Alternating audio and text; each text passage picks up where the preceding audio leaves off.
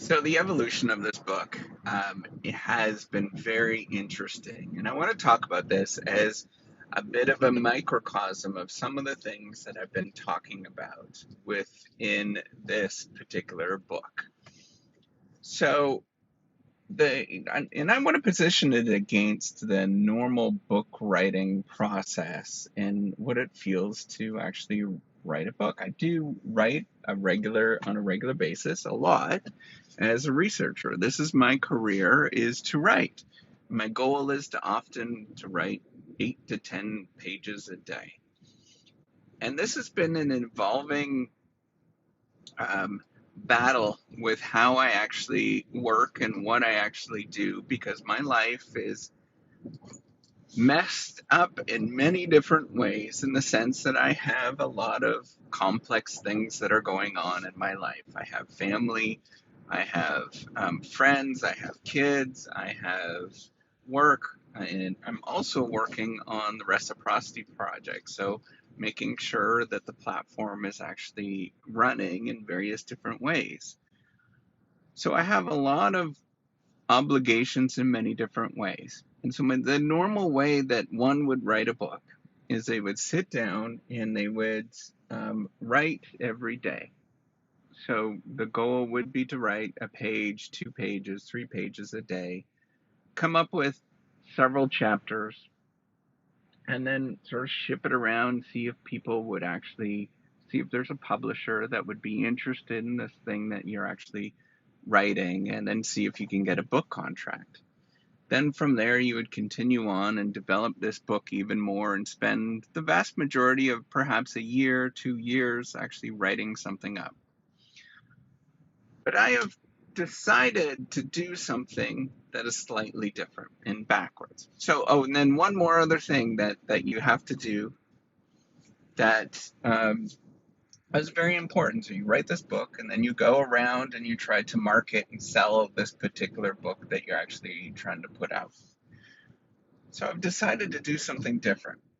I've decided to use all of these sort of ideas that I provided, like Gumption, like norms violations, all of these kind of things, to put a book together and make it such that it's part of my life and what it feels like just to be simply just part of my life as I'm doing my everyday thing. Now, I'm still writing. I still have a family. In fact, tonight I'm going to watch Guardians of the Galaxies with my kids. I still have a great deal of time where I want to spend time eating dinner with my kids. That's an important part. I still have to check on the reciprocity project every once in a while and give direction. I have other obligations that I am doing in terms of my academic life. I teach on a regular basis. I do regular quote unquote research on a regular basis. And which means research in my field means writing papers in various different ways and analyzing data.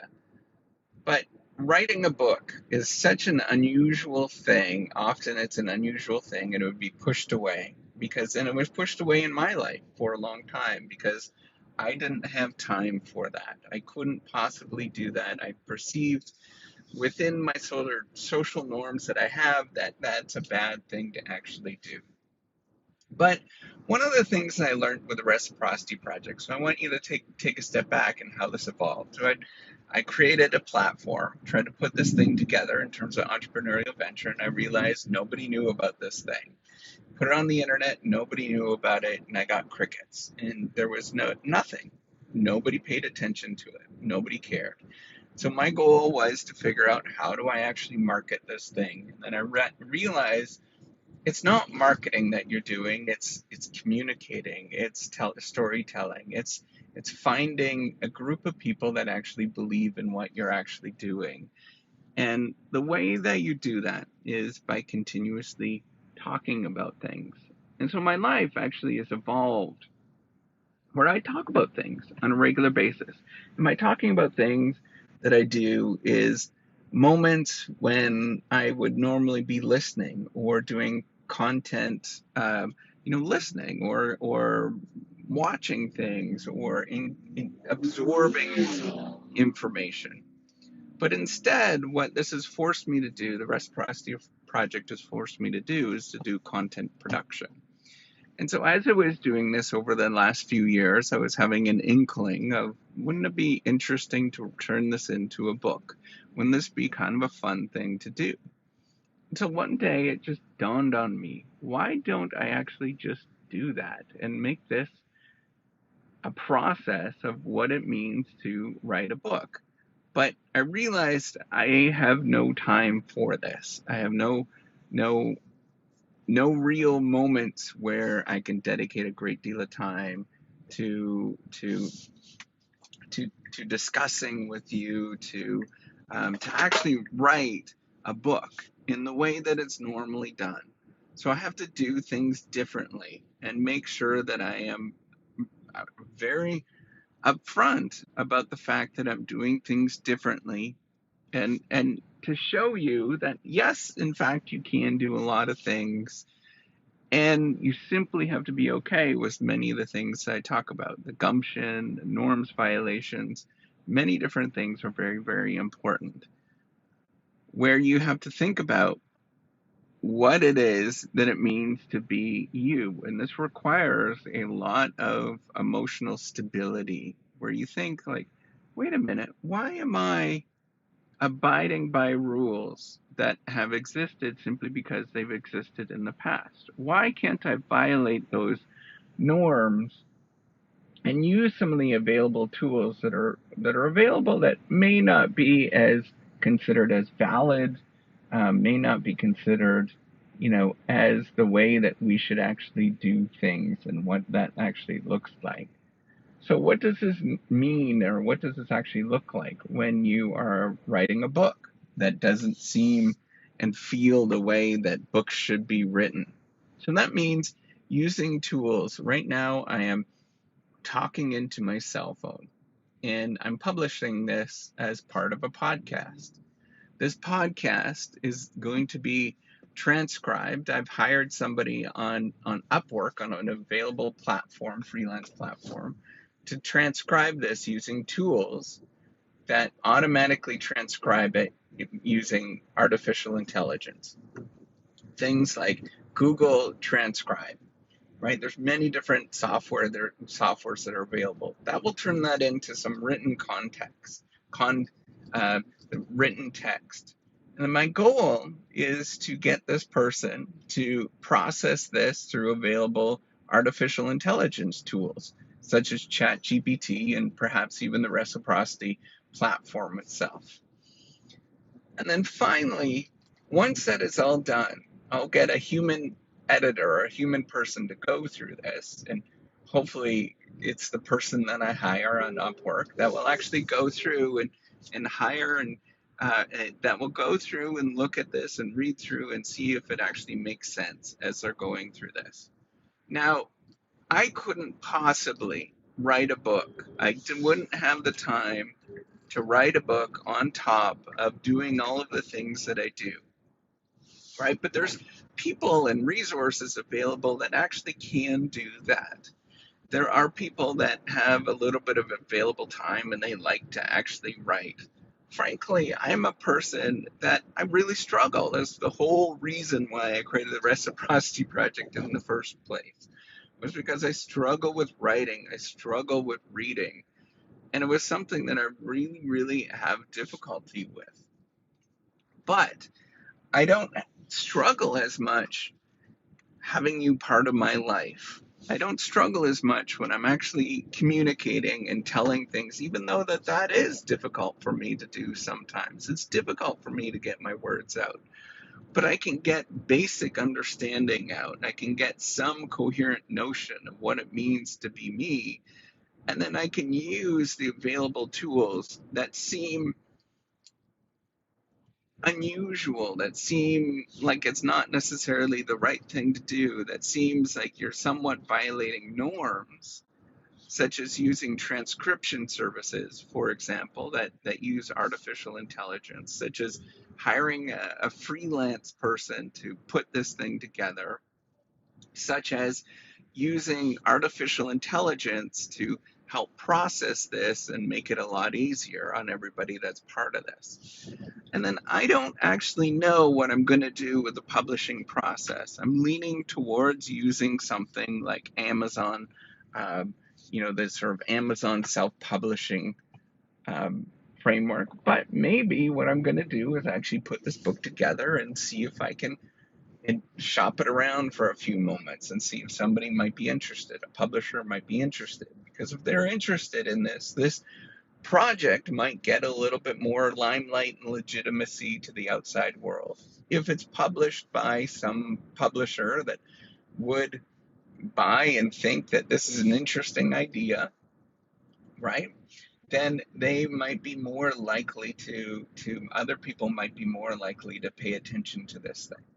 So sometimes when you do these norms violations and these unusual things, sometimes what you have to do is look for ways to garner legitimacy, to show that this thing is a little bit more legitimate than what the outside world is perceiving. Now, I don't have good faith that that is possible to do in a short term, given who I actually am, but I'll try. I'll send it off to a few different publishers. I'll get ChatGPT to write up a nice little letter of what's actually going on, and then send it off to some publishers and see if they might actually get interested in what I'm saying and what I'm actually doing. Now, the ultimate goal here is to show what entrepreneurship actually looks like and what it means to do something that's innovative. I don't feel comfortable with any of this. I really don't. It puts a little bit of cognitive dissonance in my mind. Am I doing the right thing? This doesn't feel comfortable to me. Should I be doing all of these particular actions? All of this is somewhat of a reflection, I believe, of what's going on within the technological landscape, where there are changes in the technological landscape that frankly are uncomfortable and don't necessarily feel right, but it's also accepting what's going on in the technological landscape. So part of what you need to do is embrace some of these changes that are going on and be okay with it.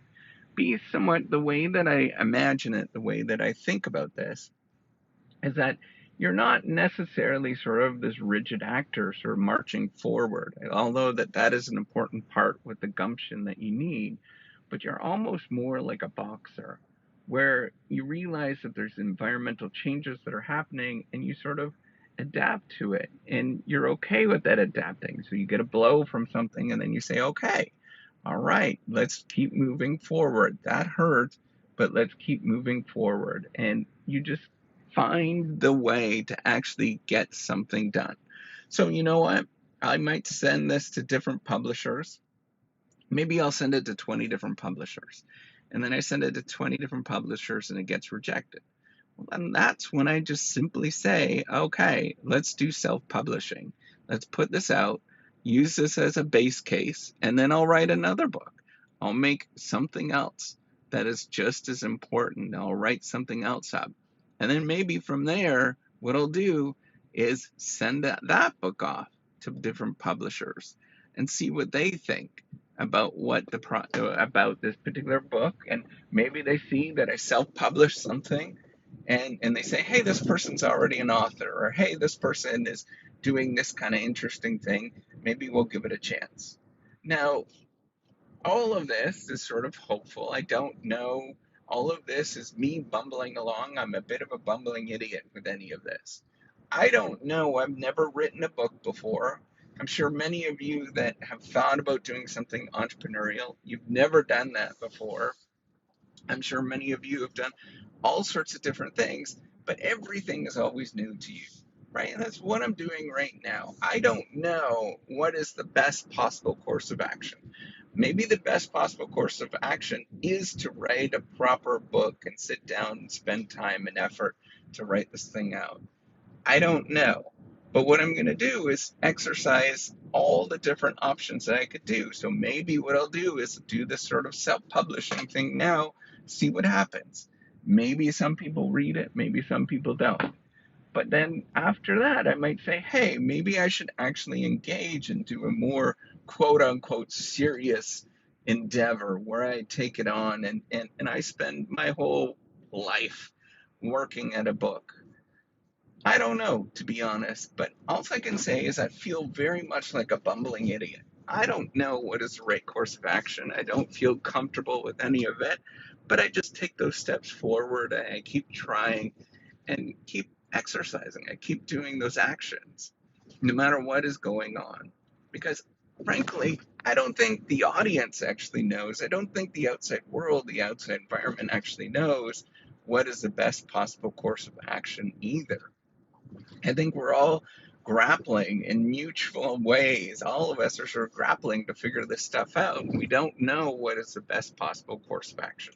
It could be that this podcast, when I'm recording this, becomes the sort of popular thing. The book just does nothing at all, right? That is a possible course of action. Or both of them do absolutely nothing at all. We'll have to see to find out, and it takes 20 years to find out whether this actually is an important endeavor or not. So part of the reason why people feel nervous about using these available tools is that they impute quality as using the sort of old way of doing things. This is an old debate that's been going on for a long time. And and then they are afraid of basically the cost, because the cost is so low and it's probably going to go close to zero for almost all available tools in the next 10, 20 years. It's going to get increasingly inexpensive to do things like this because the cost is so low. We presume that the quality is poor and we presume that it's not as good. And the way that I liken to this, or I think about this, is an analogy or a sort of thought process of thinking about stores, right? Of thinking about where you actually shop.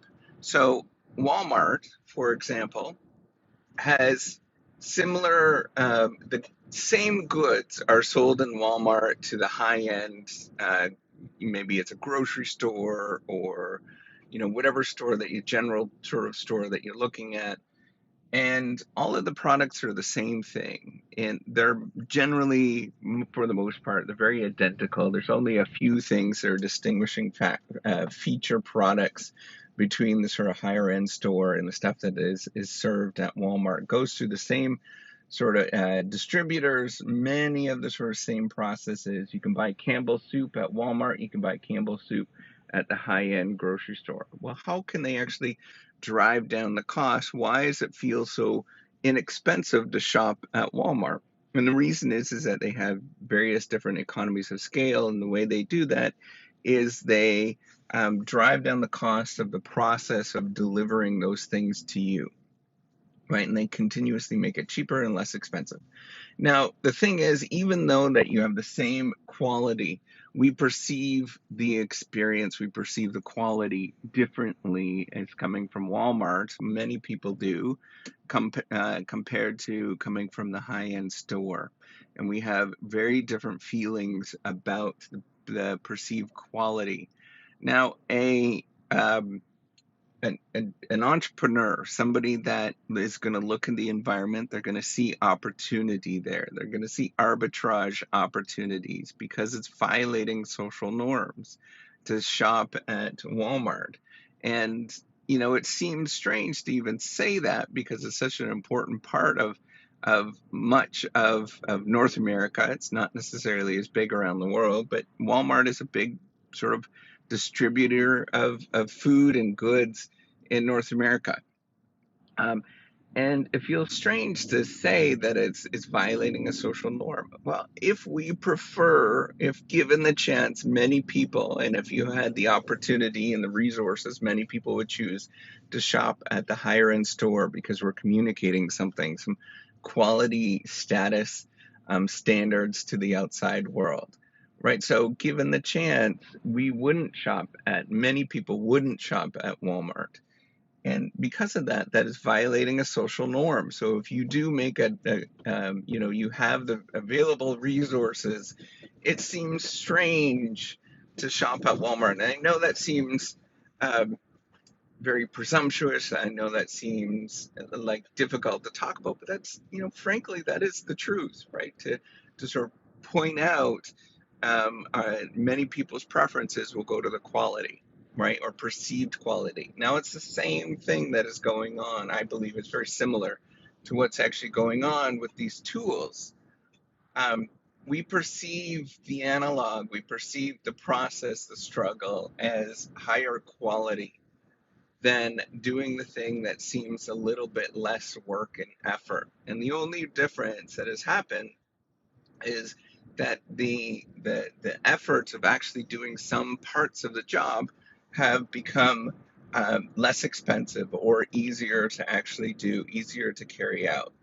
Now, this sort of begs the question, and I want to sort of point out is it's not necessarily so overall sort of cost, the total cost of actually manufacturing something like a book, for example, is less expensive, but it's not going to be costless in the future, right? To actually find a trusting person that I trust on Upwork, for example, took a lot of time and effort. It it's taking a lot of time to actually identify somebody that I would like to work with, and I had to go through many different people. They have written on my blogs. People come and go, and there is a lot of search costs involved. It's very difficult to still find reliable work, to find somebody that you can trust, that that's going to be your partner, right? So you're going to have to go through 100 different individuals by the time you actually find somebody. Now, many of the people that I've worked with in the past, I'm not saying that they weren't sort of quality. It was because they had many different things going on in their life, and they sort of had to move on, right? Like, you have to presume that this one thing is not necessarily somebody's entire life, and that's what's going to happen in the working world, right? So even though you might get access to a huge supply of labor as an entrepreneur, and you might be in an economy where it's flush with labor, and many people wanting to sort of work, but it's difficult to find the individuals that match with what you are doing and that love what you are doing and are so passionate and just would like to be there. That is the challenging part, right? So the search cost of identifying somebody like that. Now, the other thing is you might presume that, yeah, okay, so if I use these transcription tools, if I use chat GPT and other chat bots and things like that, that is going to be easy. It's not that easy. You still have to work with it. You still have to craft your story. It still comes out like an AI generated information. Now, is that going to improve? Yes. Is it going to be perfect? No. It's unlikely to be perfect in the sort of long term. What's going to happen, though, is that we're going to use these tools in different ways, and they're going to come be part of our life in various different ways. And we still often have to generate the ideas. We still have to be thoughtful. We still have to find things that are very much human. Now, in the very long run, very, very long run, is that going to, disappear? Perhaps. But in the meantime, there's still going to be costs associated that you are going to have to put up. And this is where the sort of being entrepreneurial, right, being proactive, dealing with uncertainty, you have to go through and sort through all of these costs, right? It is going to be very, very challenging. You're going to need a great deal of gumption to actually figure this out. It's not necessarily like, it's not a free lunch, right? Yeah, I mean, if you've ever heard of the saying, there's a free lunch. Well, somebody's selling something to you if there's a free lunch. Nothing is free. And you have to sort of think about as you sort of go about this stuff is that there are costs. It is difficult. It still requires a great deal of gumption to get up and to keep going and to sort of whittle at things and play with things. And what you might even see with the process of actually making this is you might see that there's going to be iterations, there's going to be problems that are going to happen. I remember many moments. So I've done a lot of YouTube videos, and many of those YouTube videos where I've clicked play and then I started talking, finished the video, and I realized that I didn't click play. And all of these things happen where there's many moments where you're like, oh, I just wasted all of this time and effort to do this particular thing, and it's not working out at this moment. So even though the presumption is that these tools will become very inexpensive, and they will, and they're already very inexpensive compared to what they used to be. We have a large labor market that we can get access to on the internet through various different freelancing platforms. We have available tools that make, technologies that make things very, very inexpensive. But is this going to diminish the power of gumption? Is this going to make the do you still need gumption in this world where everything is so much more cheaper, everything sort of functions that much better than what we had in the past? Yes, it doesn't disappear. So what's going to happen if things change and we have all more platforms and more tools and things like this, which maybe you're going to read this in 10 years, and there's many more different platforms. You're still going to need gumption to look at the world and to find something that resonates with you and to actually do it. Now, what I've realized is that even though there's all these amazing tools that are out there, the number of people that get up and do this thing, like what I'm doing right now, is very, very small. Very few people actually do anything like this because, frankly, it just requires a great deal of gumption. What's going to happen is that you're going to do something and nothing's going to happen and you're going to get frustrated and you're going to quit. And that's almost everybody doing most things in life. It's not a problem of performance, never is. It's a problem of survival. It's a problem of how long can you actually stick with something before you actually give up on something.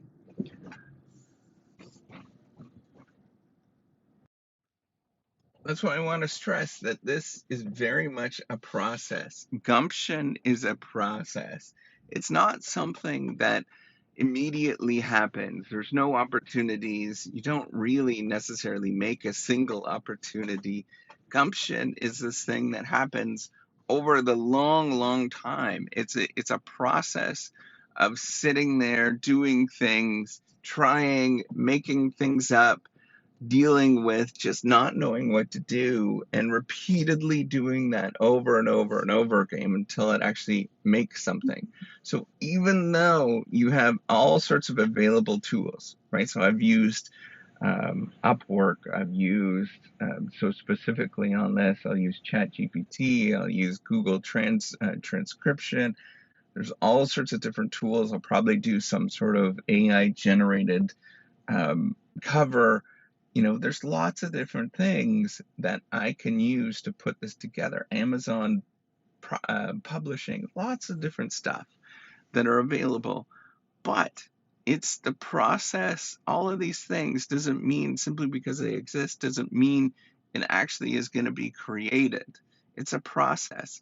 I think about, this idea that we're going to have, it's going to be everything's going to be so easy. We've had, in education, we've had libraries, free libraries in North America for 100 years.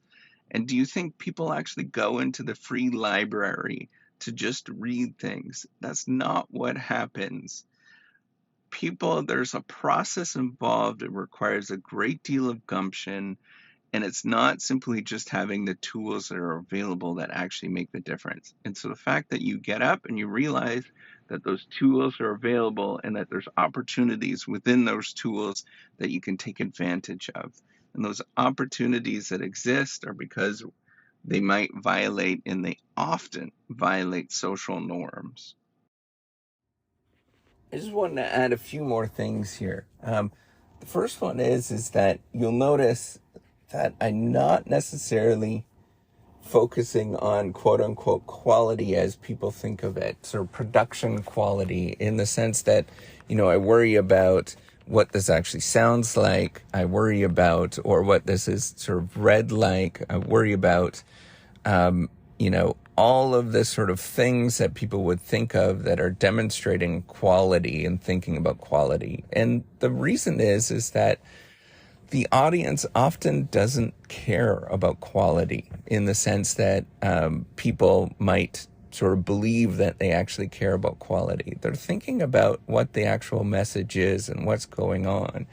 And the other thing that you have to think about, and I talked about this earlier, is that quality is often very subjective, and sometimes the things that seem less quality are actually high quality because we sort of perceive them after. And I think about how amazing that actually was, right? So the process of actually doing this is me talking on a cell phone, which doesn't seem like it's quality in any sort of way.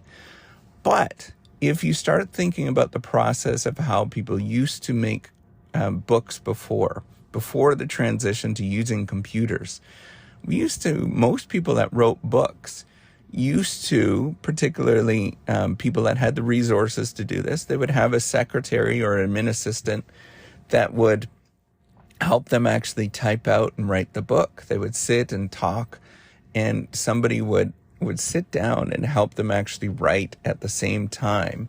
And it's only because of the available technologies that we have that has shifted these norms for us to focus on the sort of quality of writing things out.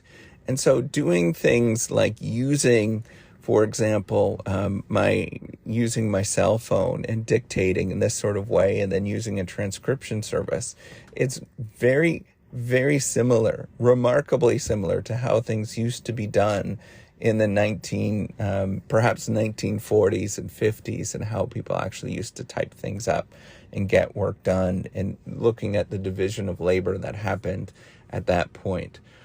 And the other thing to sort of point out is that we often get caught up with understanding or believing that there is some sort of form of quality that actually matters.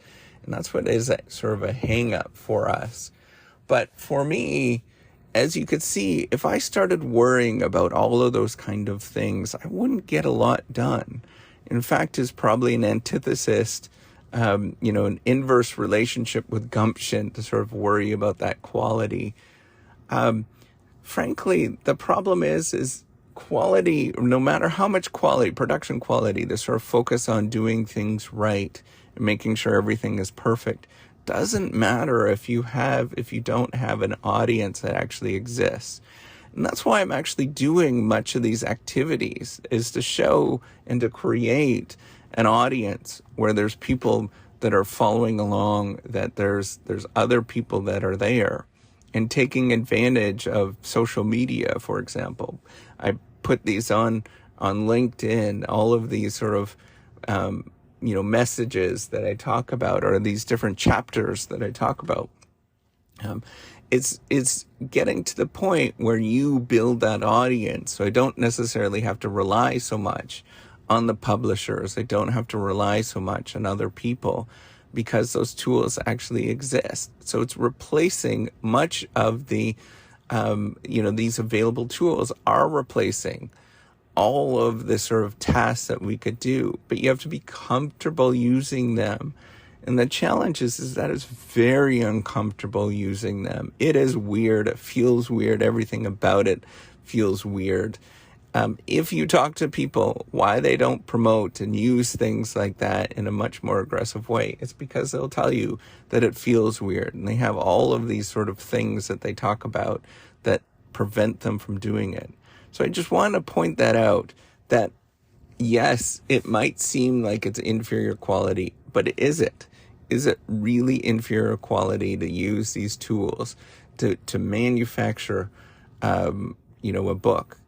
And I use that term manufacture in a very industrial way, because I want you to sort of imagine writing a book is just like any other production process, where you are thinking about it in terms of, it's not some, amazing, beautiful thing, right? You are actually manufacturing something in the same way. And if you get that in your head, that it is a manufacturing process, then you can actually let go of some of these issues that you experience of what it means to write a book, or to do any cultural endeavor, or to do any entrepreneurial thing that is interesting in your life. Now, this is why I actually talk about the sort of idiot, bumbling idiot story, is none of this feels right. None of it does. None of it is, for me, it doesn't feel right in any sort of way. It's weird. I don't know what is the right course of action. This could be all wrong. The whole thing could be wrong. I probably could be doing something that's probably more focused, and doing things that are better. But I don't know what those things are, and I don't know how to do those things. So I use the available tools that I have at my fingertips that I can easily get access to. I guarantee there's publishers that would be better for me, right? If I published in the Harvard Business Press, right? And maybe this gets published there, I don't know. But if I did publish there, of course it is better off for me. But I don't know how to get access to them. I don't know how to communicate to them. What I do know is I can be myself and bumble along and stumble into things. And maybe if I do that long enough, bumble along, stumble into things, and just kind of like do my thing, maybe something will actually happen. Maybe after the 5th book that I do, it will get published by Harvard Business Press. But honestly, I don't think about that in the same sort of way. The only thing I can think about is just having gumption and getting up and trying and doing it every day until something actually happens and something clicks. Until maybe that the audience sees, maybe eventually there's a large enough audience. I don't know what that thing is, but you can't worry about those things. You have to just get up and keep doing the activities that get you to where you need to go to, rather than worrying about that you don't have the available resources at your fingertips.